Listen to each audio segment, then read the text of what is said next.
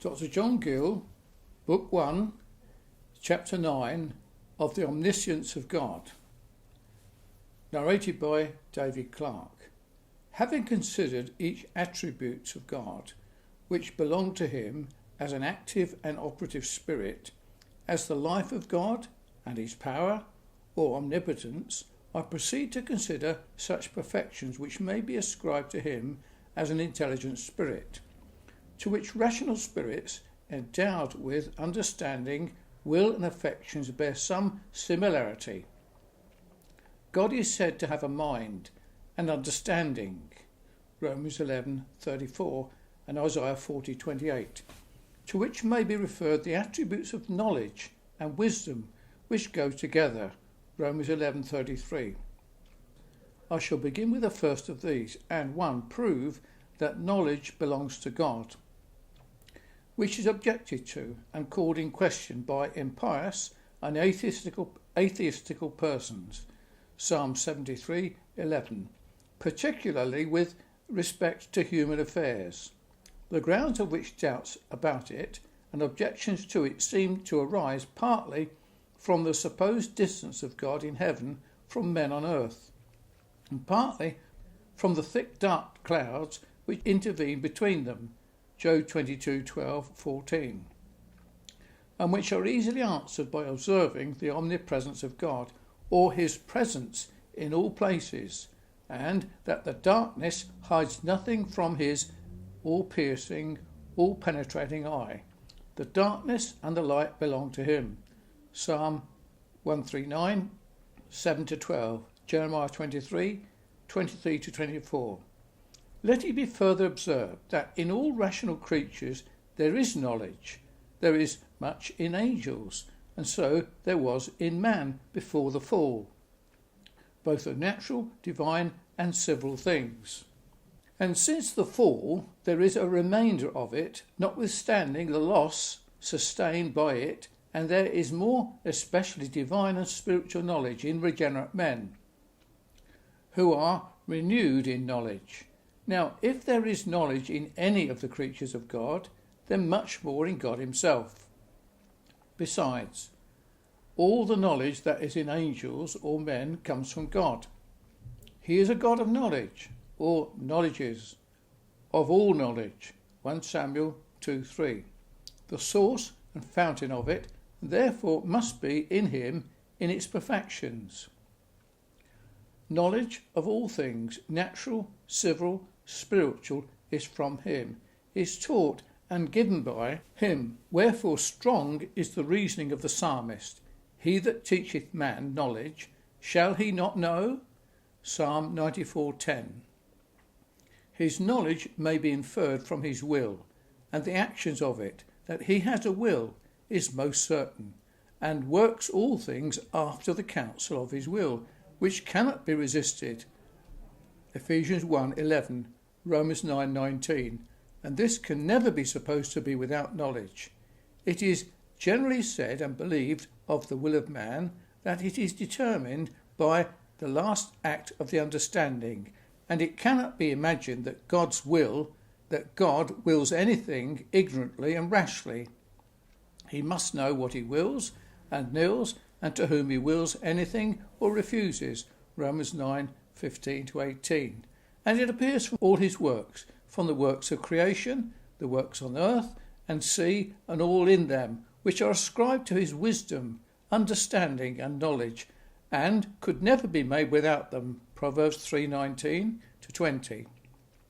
The government of the world and the judgments of the last day suppose and require the same, Romans 11:33, 1 Corinthians 4:5. Without knowledge God would not be perfectly happy, the blessed one, and blessed forever as he is. It is knowledge that gives men the preference to the brute creation, and makes them happier than they, Job 35:11. And the spiritual knowledge which good men have gives them a superior excellency and felicity to bad men, and their happiness in a future state will lie as in perfect holiness, so in perfect knowledge, or to know as they are known, 1 Corinthians 13:12. In short, Without knowledge, God would be no other than the idols of the Gentiles, who have eyes but see not, are the works of errors, and are falsehood and vanity. But the portion of Jacob is not like them. Jeremiah 10:14-16. I go on. 2. To show the extent of the knowledge of God. It reaches to all things. John 21:17, 1 John 3:20, and is therefore with great propriety called Omniscience, and which the very heathens ascribe to God, and extend to the thoughts. Thales being asked whether man, doing ill, could lie hid to or be concealed from God, answered, No, nor thinking neither. And Pender says, if a man hopes that anything will be concealed from God, he is deceived. 1. God knows himself, his nature and perfections. Somewhat of this is known by creatures themselves, even by the very heathens, through the light of nature, and in the glass of the creatures, wherein God has shown it to them, even his invisible things, his eternal power and Godhead, Romans 1:19-20, and which are more clearly displayed in Christ, and redemption by him, and more evidently seen by them who are favoured with a divine revelation. And if creatures know something of God, though imperfectly, then he must know himself in the most perfect manner. And rational creatures are endowed with knowledge of themselves, of their nature, and what belongs to them, as angels may reasonably supposed to be. Since even men, in their fallen and imperfect state, know something of themselves, of the constitution, temperament, and texture of their bodies, and of the powers and faculties of their souls, what is in them, in the innermost recesses of the mind, their thoughts, purposes, intentions, 1 Corinthians 2:11. Know thyself has been reckoned a wise maxim with philosophers, and the first step to wisdom and knowledge, and good men, illuminated by the Spirit of God, attain to the highest degree of it. And if creatures know themselves in any degree, infinitely much more must the Creator of all know himself. God knows himself in all his persons, and each person's fully known one to another. The Father knows the Son, begotten by him, and brought up with him. The Son knows the Father, in whose bosom he lay, and the Spirit knows the Father and the Son, and from whom he proceeds. And the Father and the Son know the Spirit, who is sent by them, as the Comforter. Matthew 11:27, 1 Corinthians 2:10-11. God knows the mode of each person's subsistence in the deity and paternity of the Father, the generation of the Son, and the spiration of the Holy Ghost, that these three are one, and one in three. 3 persons but one God, which is a mystery, incomprehensible by us, but inasmuch as God, who knows his own nature best, has so declared it to be, it becomes us to yield to the obedience of faith unto it. He knows his own thoughts, which are the deep things of God, and as much above us as the heavens are above the earth, and as much out of his riches, as much out of our reach. But he knows them. Jeremiah 29:11.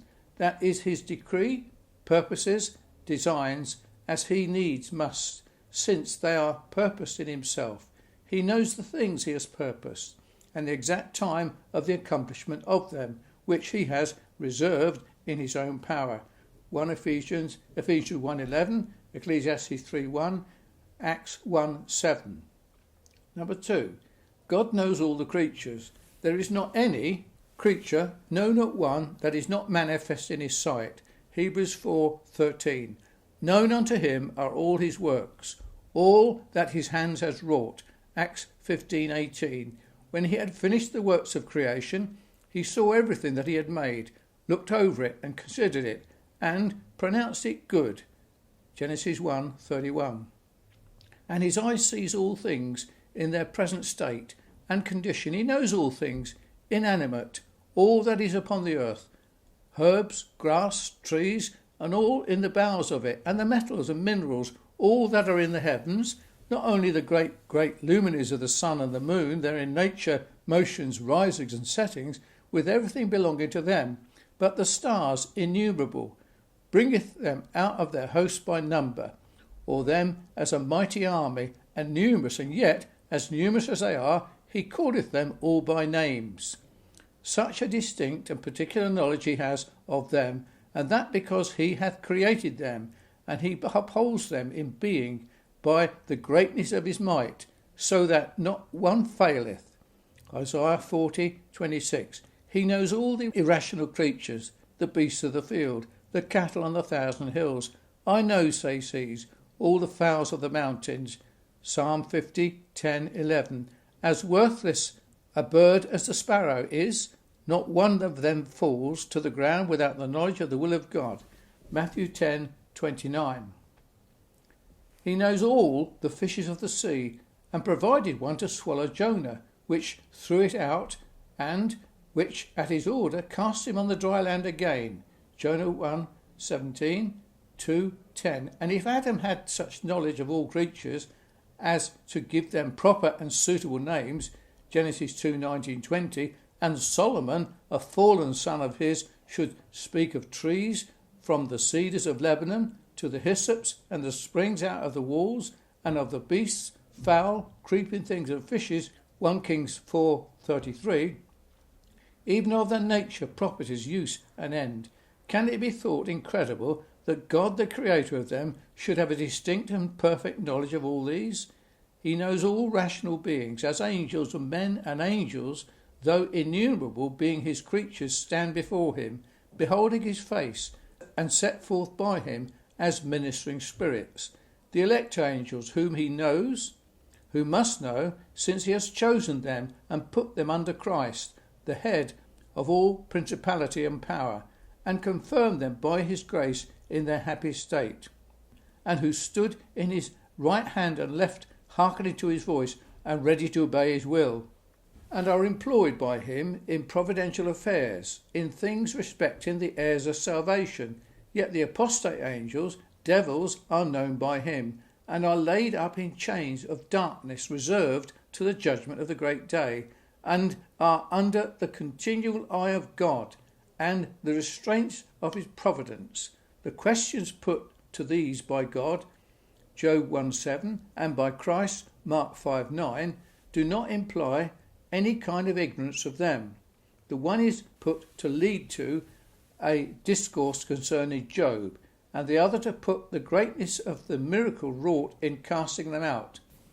God knows all men, good and bad, all the sons of men, the inhabitants of the earth, and wherever they are, in all places and in all ages. Psalm 33:14, Proverbs 15:3. He knows their hearts, for he has fashioned them alike, and is often said to be the searcher of them.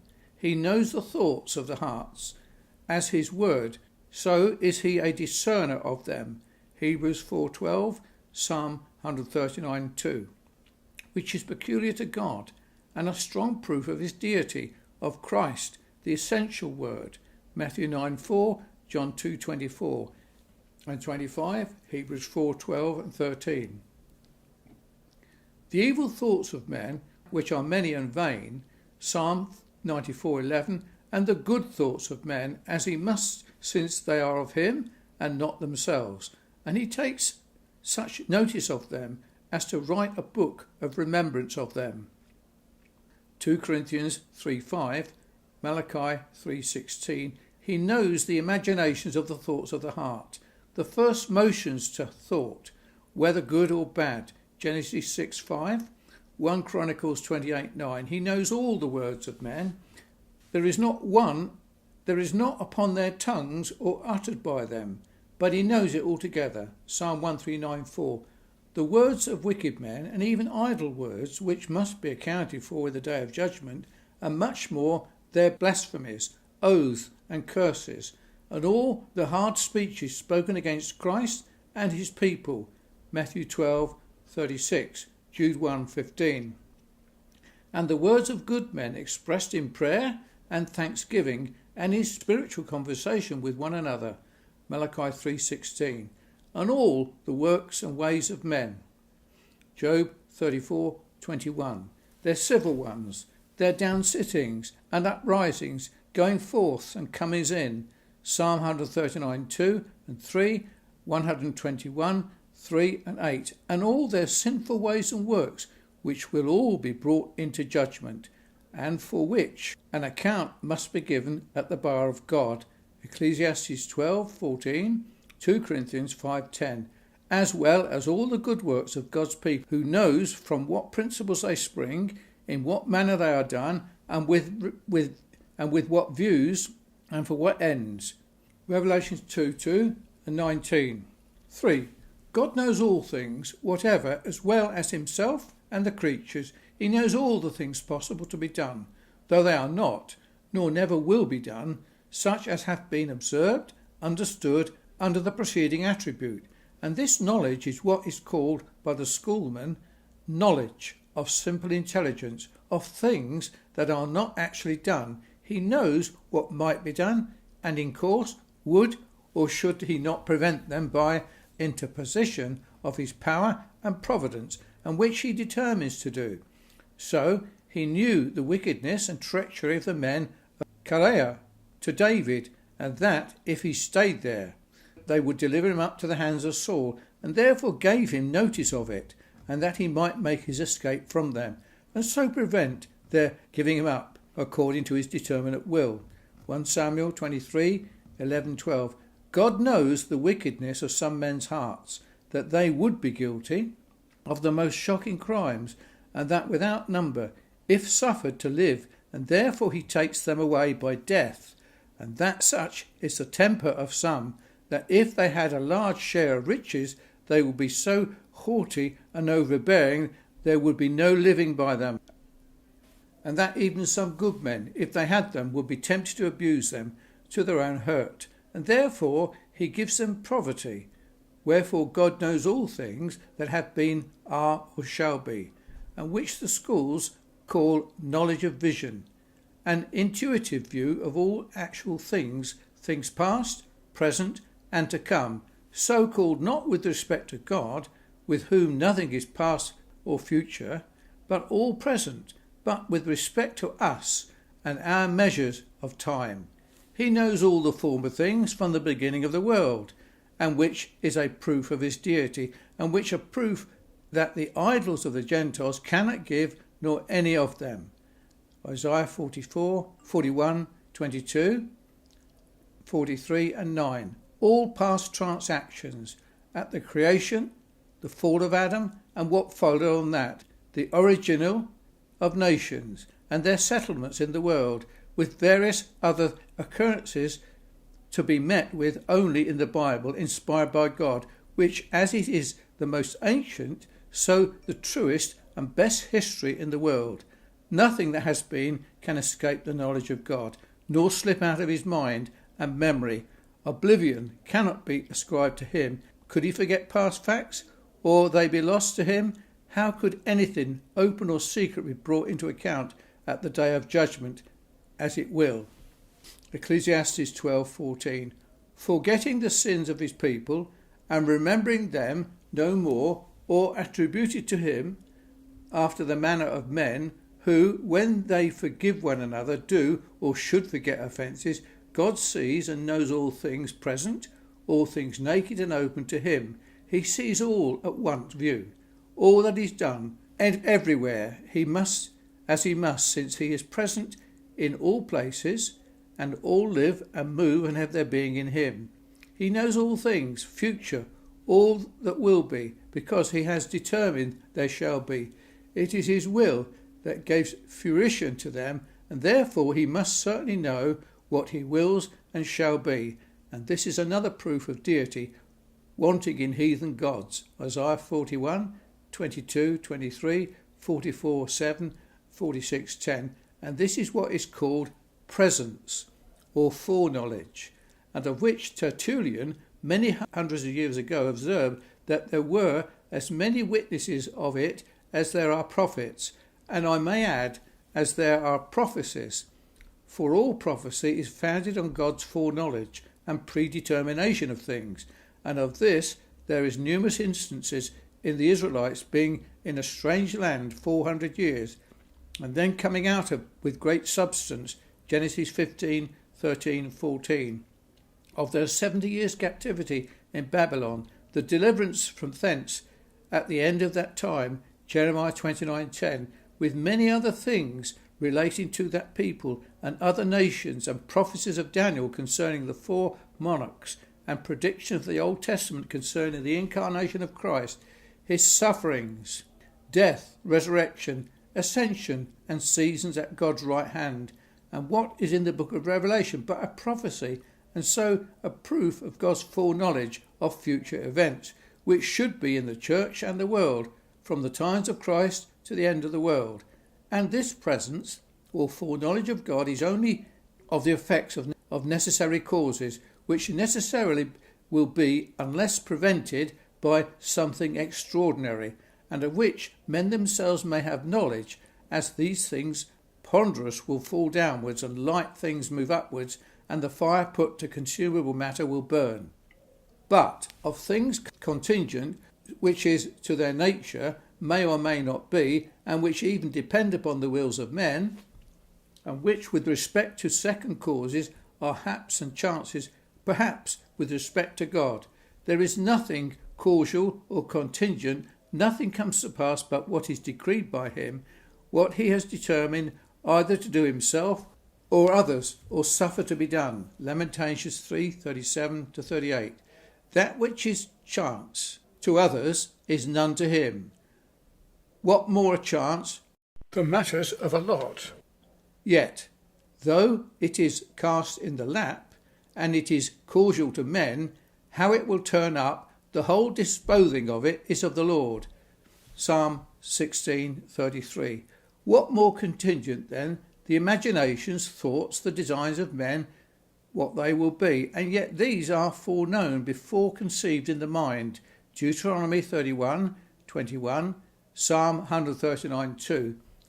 Or than the voluntary actions of men, yet these are foreknown and foretold by the Lord long before they are done, as the names of persons given them, and what should be done by them, as of Josiah. And he should offer the priests and burn the bones of men on the altar at Bethel. See Kings 1:13-2, 2 Kings 23:15 and 16, and Cyrus, that he should give orders for the building of the temple and the city of Jerusalem, and let the captive Jews go free without price. Isaiah 44:28 and 45:13, Ezra 1:1-3, all which were predicted of these persons by name some hundreds of years before they were born.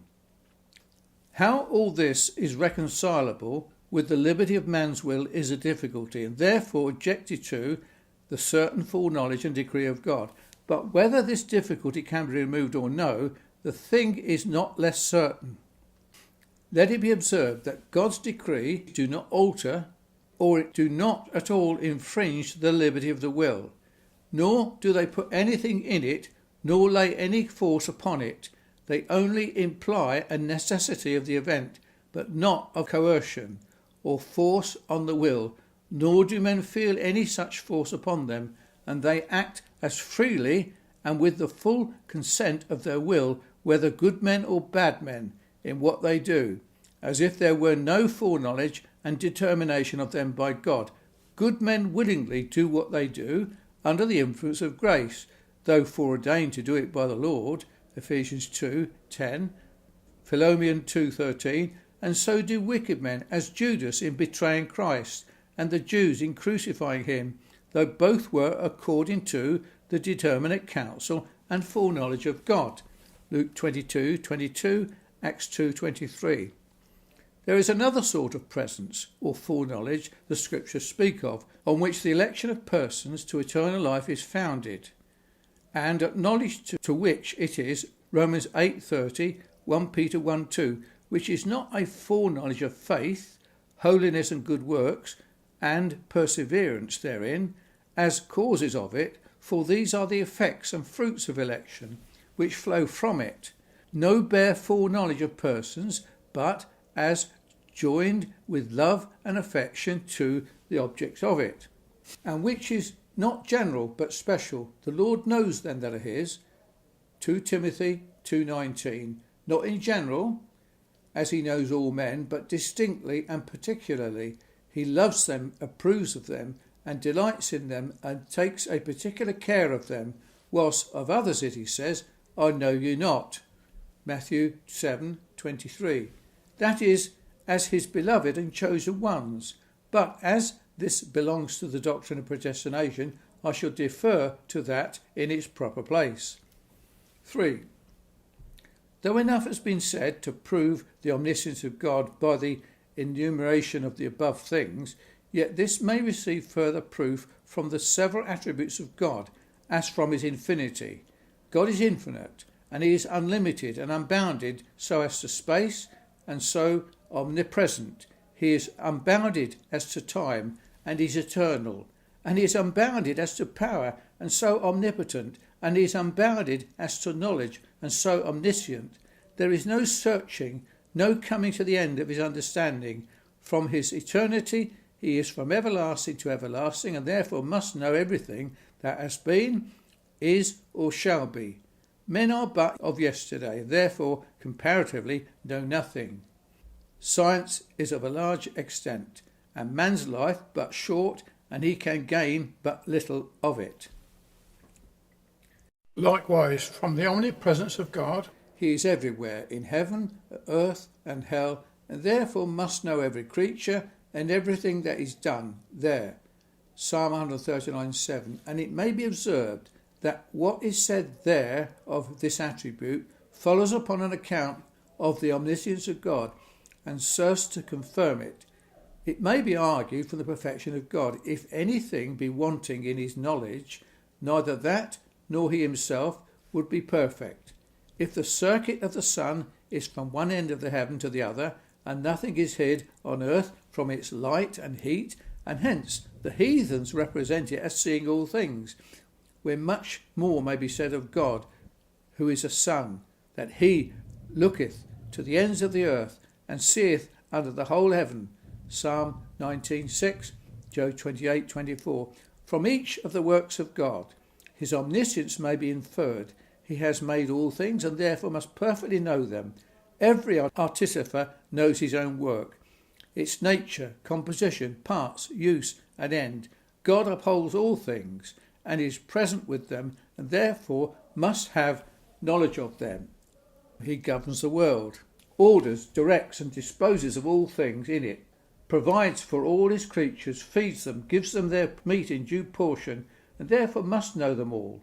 All the deeds of men, good and evil, public and private, will be all brought into judgment by him, which to do requires omniscience. Ecclesiastes 12:14, 1 Corinthians 4:5, Revelations 2:23. 4. The manner in which God knows all things is incomprehensible by us. We can say but little of it. Such knowledge is too wonderful for us. Psalm 139:6. We can better say in what manner he does not know than in what he does. He does not know things by revelation, by instruction and communication from another, or any way by which men come to that knowledge of things from others. For shall any teach God knowledge? Or who hath taught him? Job 21:22, Isaiah 40:13 and 14. All things are known to God from eternity, when there were none in being to inform him of anything. Besides, to suppose this is not only contrary to his eternity, but is to his independency, for this would make him beholden to the dependent on another from his knowledge. Wherefore all things are of him, for him, and through him, nor is his knowledge attained by reasoning, discoursing, and inferring one thing from another, as men's is, who not only apprehends simple ideas, but joins and compounds them together, and infer another thing from them. But then this implies some degree of prior ignorance, or at best imperfect knowledge, till the premise be clear, and the conclusion formed, which is not to be said of God.